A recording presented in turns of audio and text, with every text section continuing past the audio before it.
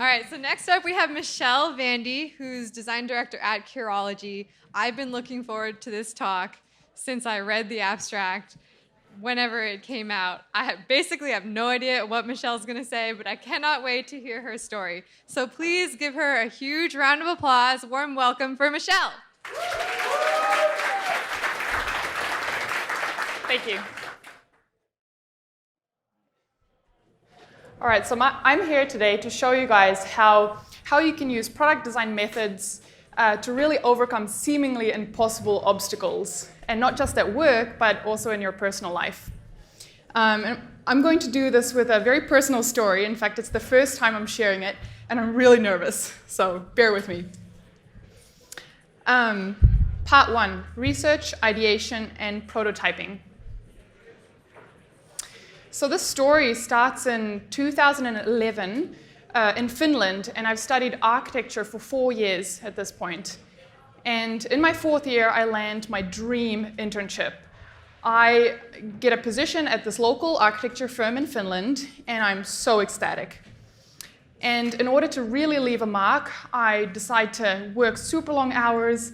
I work 15 hours per day. I skip meals. I just go crazy, and I work during weekends too. And halfway through this internship, this dream turns into a nightmare, and I start noticing a tingling feeling in my right hand. And this tingling feeling doesn't go away. In fact, it only gets worse. And I start noticing my thumb cramping or twitching, and the pain starts radiating from my hand to my elbow. And switching to my left hand doesn't work for much or very long either, because it's not used to this crazy workload. And soon I have the exact same pain in both my arms.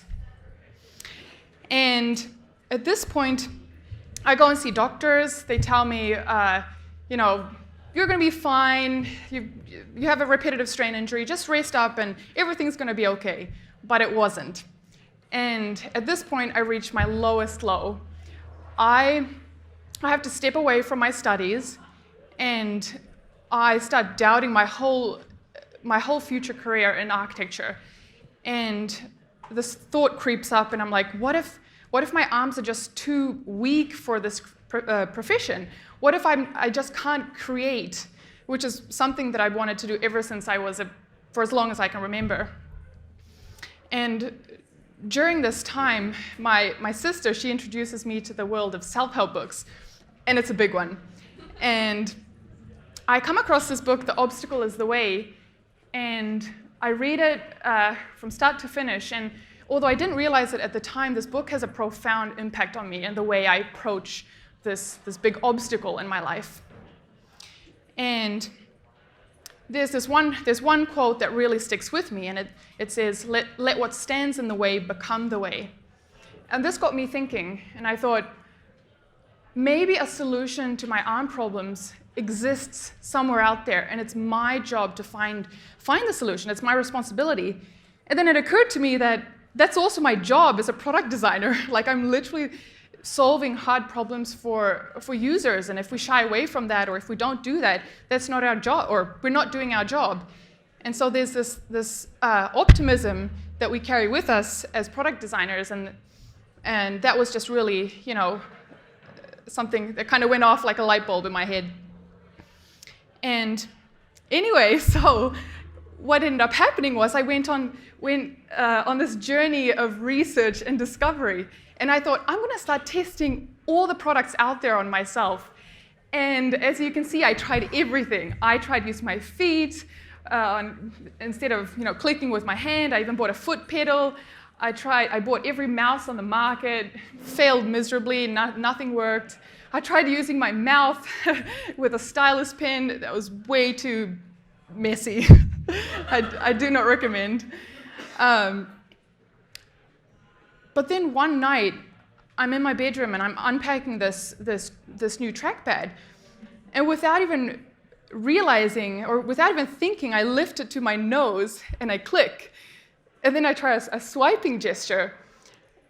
And for the first time, I noticed that this is something that feels oddly natural to me. Like I actually have a lot of precision in my neck, or I guess, and in my nose. And I haven't had this in any other methods that I've tried. And so then I go into prototyping mode. And so what I realized with this trackpad is that it needs to be tilted exactly at the right angle, and it needs to be about 12 inches above the table. And I need to be able to look above it in order to, design using my nose. And after a couple of iterations, I finally land on my final prototype, which is, you can see here. And this is me using it. And this is my first masterpiece. I'm not even joking. Like, this is how it looked like. And I felt so much joy at this point. When I could do this, I had never experienced such joy. And although I knew that this stick figure wasn't going to open a lot of doors for me, to me, this was progress. This was the first time I've sensed hope. Anyway, with this newfound hope, I actually ended up pivoting in my career. And so I started attending all these entrepreneurial and tech events, and somehow, I don't know how, somehow end up promising the small startup in Helsinki that I'm gonna join as your first designer. And this made no sense at all because I can't even keep up with my studies. I can't use my arms. And I feel so embarrassed about this new technique that I've found that I don't even tell them. In fact, I tell them, or I ask them, is it okay if I attend all the meetings in person, but I do all my design work from home? I have a bit of a setup. And they're like, yeah, sure, yeah, we don't care, like, as long as you can do your work. And yeah, so anyway, I worked with them for about 6 months, and this is the app we designed, or I designed. And as you can see, I improved a lot during these 6 months. So after practicing, at home in secret, I was able to gain a precision and speed. And over time, I got really excited about all these new techniques. And so I was using mostly vector tools at this point. I couldn't use raster tools because I didn't have the precision. And vector tools just allowed me to, I don't know, I got really excited about vector tools. And so I just started in my own time experimenting with new techniques. All right, part 2, putting your work in front of people. So after 6 months at this local startup scene in Helsinki, a new opportunity comes my way. So I apply for this internship in San Francisco at this small startup, and I get the job. And so now at this point, I'm flying from Helsinki to the US, but there's one big change here, and that's that I have to be on site. I have to, I have to reveal my secret, basically. That is terrifying to me. And this picture here is the first day of my of work at the startup before I enter the office. And I remember so well when I literally had to disguise my twitching fingers and my achy arms, and when the whole setup, when I put everything up together, and I was so terrified. I literally can't think of a worse, more scary moment in my life at that point. Anyway, it was basically because I was afraid of how people would react. But I would soon find out. And so the first colleague walks past me as I'm working on this device. And I can, literally at the corner of my eye, I can see her do this crazy double take. But she just continues walking, and it's no big deal at all.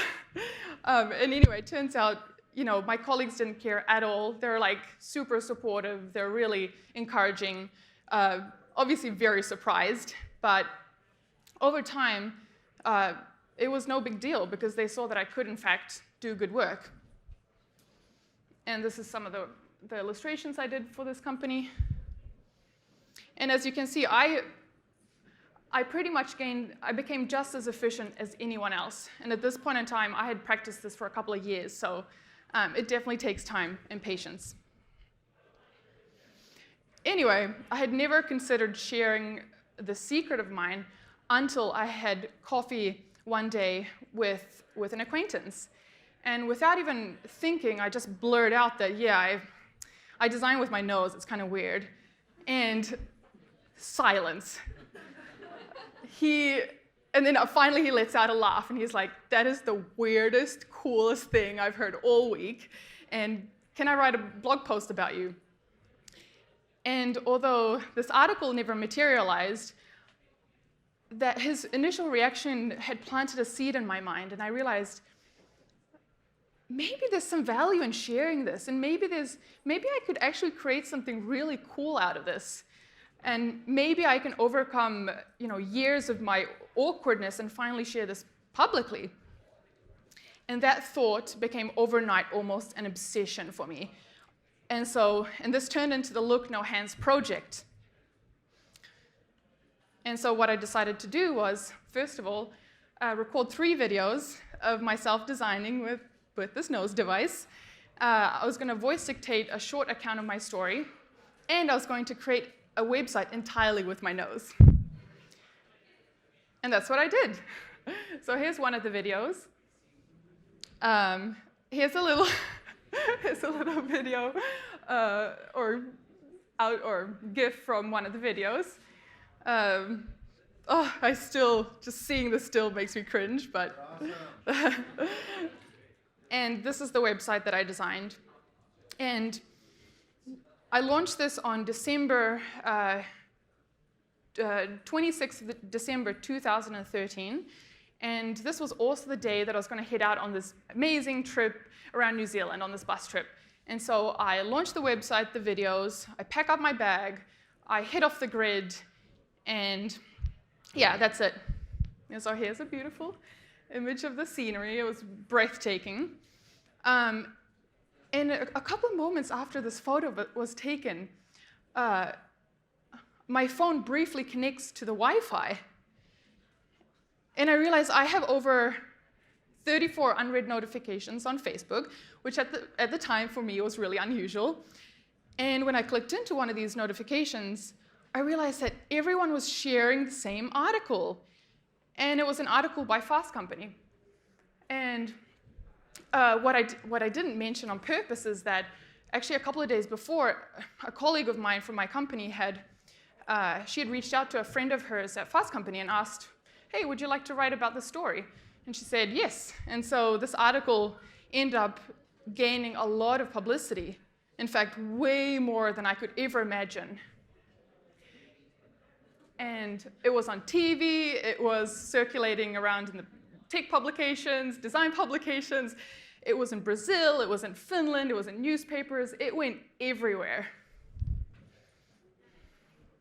And I also started getting hundreds and hundreds of emails from people all over the world. And there were people from every different area, musicians, designers, engineers, doctors, physicians, etc. All right, part 3, affinity mapping and mind mapping. But the irony of all this was that all this publicity and all this attention had made me so overwhelmed.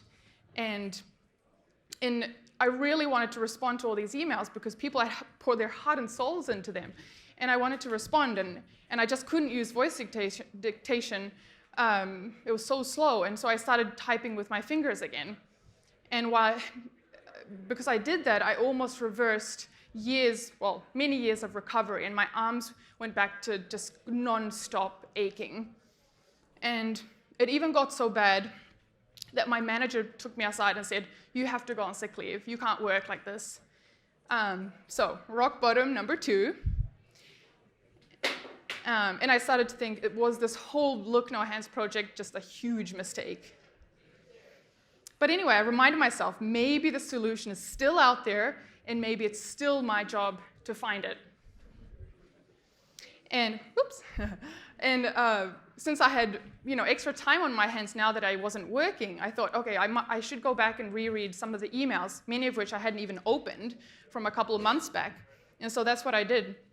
And what I noticed over time was that, as I was going through these emails, was that there was one name that kept on coming up over and over again, and it was John E. Sarno.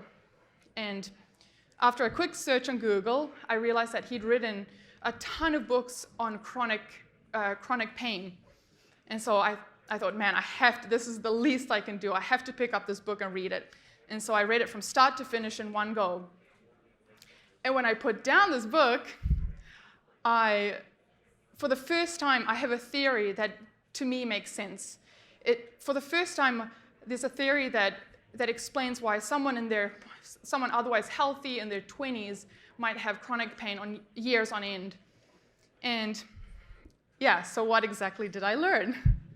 Well, I learned that the pain was completely harmless.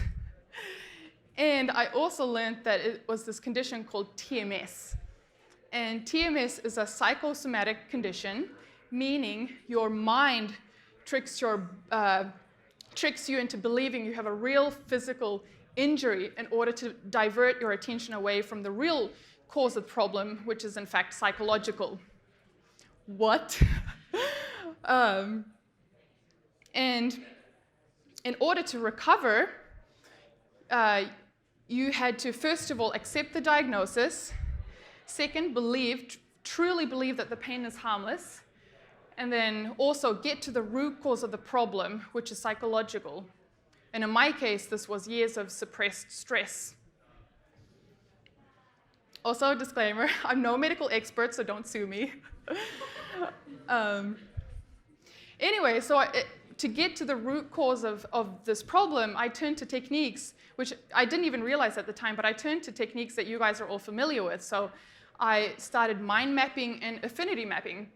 And what I did was I started writing down all the things that were weighing on me and that were just causing me stress in my life. And I realized there was a lot. And I started grouping these together, and eventually patterns emerged, and I gained this new clarity. And yeah, so anyway, what did I learn from this whole experience? Well, I learned that the art of turning obstacles into personal challenges, motivating personal challenges. And this is something that I literally practiced this every day for about 4 years. And I realized I'd gained this new superpower. I was able to find motivation in pretty much anything. And it's because I'd subscribed to a new mental model. And so, for instance, if someone said, Michelle, can you redesign our pitch deck for the 10th time? I would hear, Michelle, can you design the most persuasive piece of design you've ever done before? Can you make it delightful, scalable, or reusable, unique, etc.? And to me, that motivated me. And I also realized that there's no such thing as boring design or production design. I realized that it's really what you make of it in your own mind. You can find challenges, motivating challenges in anything. And anyway, looking back at and trying to figure out what had happened, I realized that the adversity that I had experienced had in turn led me to subscribe, and I use the word subscribe because it's something that you have absolute control over.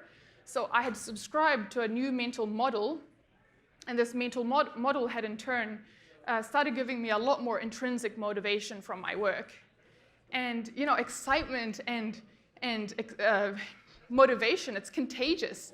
And this ultimately led to me growing in my career as well. And number 2, let frustration be part of the creative process. This one might seem a little unintuitive, but I'm going to use design tools as an example. So, for instance, with my nose device, initially this tool completely owned me when I was, for instance, doing the stick figure, and I just couldn't realize my full creative potential, but I let that frustration, that frustration was okay. I had to go through a lot of frustrating moments. And over time, this tool became an extension of my thinking and helped me think through things in a way that I hadn't been able to do before. Basically everything that had been out of sight, out of mind, had now become inside, top of mind. And I noticed this phenomena firsthand when I was studying architecture. So the first year, no one was allowed to use any kind of 3D tools. And So everyone used a pen and paper, which we're all experts on. And everyone's projects were so organic and unique and really out there. But then the second year, when everyone had to start using 3D software, all our buildings turned into boxes. Literally every single person just designed boxes. And at that point, this new tool was completely owning the class. But over time, as everyone got better at using these tools, we were able to really think through spatial relationships and the user experience in a way that hasn't been possible before. And eventually, the tool became an extension of us. And I think this is what's happening today in design tools as well. And especially with tools like Figma. For instance, with Figma allows you to think about flows and interactions in a way that hasn't been possible before. And Figma has become an extension of our thinking, which I think is really exciting. And the third point is be vulnerable, put yourself out there. When I think back on the best things of my life, they all came to me as an indirect consequence of me putting myself out there, feeling super awkward for a brief moment in time. And that's also why I'm here today, to overcome my fear of public speaking.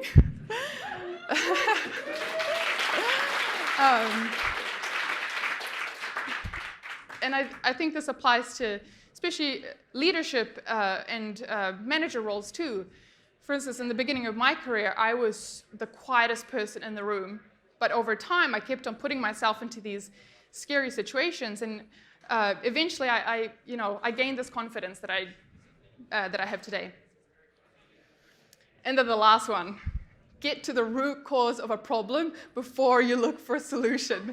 So you don't have to design with your nose for 4 years. And on that note, I'd like to finish my talk. So, yeah, that's the summary. Thank you.